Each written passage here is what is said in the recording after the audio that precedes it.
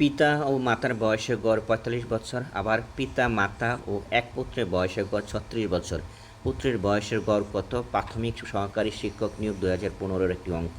এই অঙ্কটাকে যদি আমরা সাজাই তাহলে আমরা লিখতে পারি এখানে এই জায়গা থেকে পিতা মাতা এবং এক পুত্রের বয়সের গড় ৩৬, তার মানে ফাদার মাদার প্লাস সান এর বয়সের সমষ্টি কত হবে? তিনজন যেহেতু আছে, ৩ গুণ কত? ৩৬, তার মানে কত?